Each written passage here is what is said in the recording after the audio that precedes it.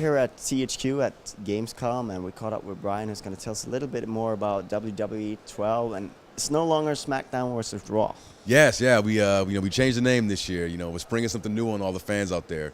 We're relaunching the game this year. The name Smackdown vs. Raw has been put out to the pasture. We are now going to be known as WWE, and this first offering is WWE 12. The name change, in my opinion, is a good one. Our game has always been about the entire WWE, and all the brands are represented in the game anyway. So it just seemed to make the most sense. Coupled with the fact that we're offering players what we hope to be, and what I want to guarantee you is that we have a much more streamlined gameplay experience this year. So that's all that together just helped us wanted to relaunch the game and get it in fans' hands. Talking about the gameplay changes, what are the most fundamental gameplay changes this year? Probably the most fundamental gameplay changes that we've made this year would have to be the controls, which we've changed. For the past several years, the grappling has been on the right analog stick. We've gone back to a more classical style of wrestling gameplay where all the primary attack buttons are on the face buttons, which we found just makes the game a little more just easier to comprehend and pick up, and just more intuitive. Because you think about it, when most people play a game for the first time, it's the face buttons that they're experimenting with, not the analog stick.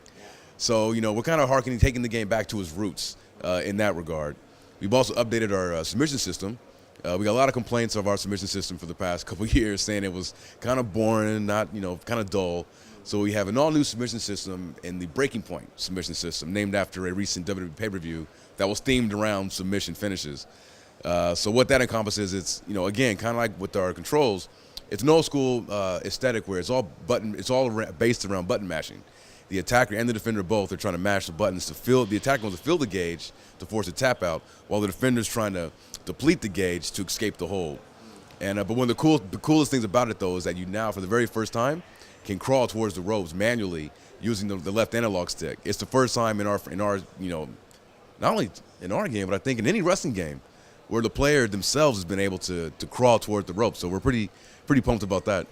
So what would you say is the challenge with a sport like wrestling, which isn't entirely a sport? I mean, But I like how you called it one, though. Yeah. I like how you called it. but as you said, they can name the event for how it's going to finish. The fights are going to finish, Yeah. which is kind of special. But how do you sort of make that an interesting? It's a challenge to make it to replicate that in a game, which is perhaps people want it to be like a sport, Right. because otherwise it would be kind of unfair. Yeah, no, that's a great question. And I think one of the things that, really separates our game from the WWE itself is the fact that, I guess one could say that our game maybe is more in the traditional sense of the word sporting than the actual sports entertainment themselves, because our matches aren't predetermined. You can, of course, use John Cena, use Randy Orton, but you never know who's going to walk out the victor. But yeah, wrestling is it's a strange animal, it definitely walks that fine line between, the entertainment side of it, the showmanship, the drama, and the knuckle down, beat downs.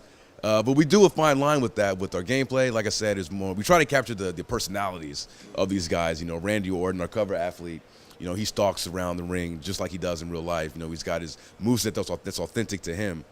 But at the same time, we have all the backstage drama in our single-player experience with WrestleMania to give player the best of both worlds. Really replicate what they see when they watch, Monday Night Raw or SmackDown on a Friday night.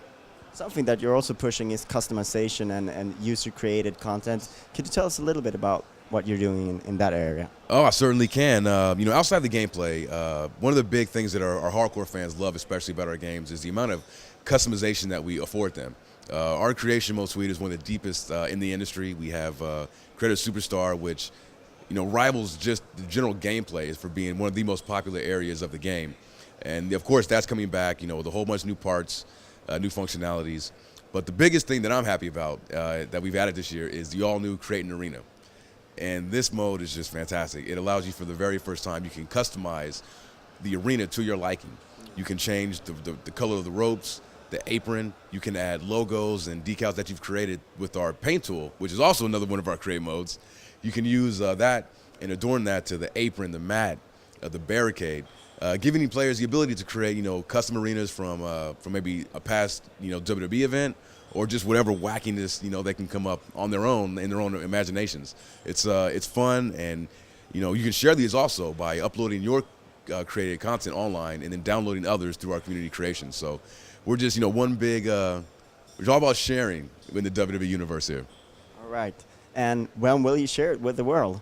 Yes, WWE 12 will be coming out November 25th in Europe for the 360, PS3, and the Nintendo Wii. All right. Thank you very much for your time. Thank you very Thank you. much.